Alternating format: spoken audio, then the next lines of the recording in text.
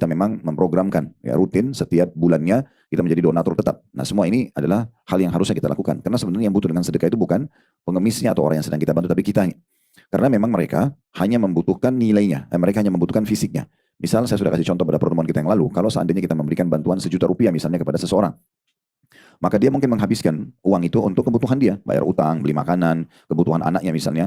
Tetapi kita sendiri telah mendapatkan nilai 1 juta itu akan dibawa di timbangan amal kita.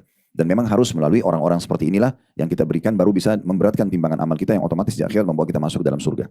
Nah kembali saya ingatkan perkataan Asy-Syu'bi. Saya langsung saja masuk di halaman 6 di paragraf yang terakhirnya ya.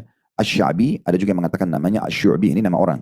Dia mengatakan barang siapa yang tidak memperlihatkan bahwa dirinya lebih butuh kepada ganjaran sedekah daripada orang fakir yang butuh kepada sedekah tersebut, maka ia telah membatalkan sedekahnya dan telah memukul wajahnya sendiri dengan sedekah itu. Jadi di perkataan Asy-Syu'bi ini memberikan kepada kita satu hal yang harus kita fahami, kalau yang butuh sedekah itu adalah kita, bukan orang yang kita beri. Karena orang yang beri hanya menerima fisiknya, habis dia pakai. Makanan, minuman, pakaian, habis. Obat-obatan. Tapi kita melalui dia, ya mendapatkan nilai sedekah itu di timbangan amal kita nanti hari kiamat. Nah ini persepsi yang harus kita perbaiki. Kenapa ada orang, kalau ada orang minta dia masih nolak. Kalau ada orang minta kadang-kadang dilempar di wajahnya. Kadang-kadang kalau ada orang minta dia cuma buka jendela sedikit tanpa melirik lagi ke orang miskin itu seakan-akan betul-betul memang orang-orang itu yang butuh. Nah ini yang kita ingin perbaikin. Karena persepsi ini masih sangat kental di tengah-tengah masyarakat kita ya.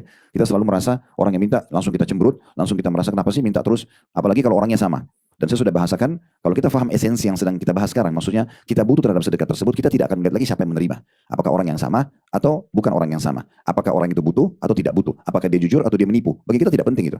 Yang penting bagi kita adalah, kita di detik itu, yang kemungkinan besar adalah waktu terakhir hidup kita di dunia. Itu amal terakhir kita bersedekah. Bisa saja 1 detik kemudian lalu kita meninggal dunia. 1 menit kemudian kita meninggal dunia, sehingga itu amal terakhir kita. Maka sangat menyesal kalau kita menunda itu. Makanya persepsi ini penting sekali.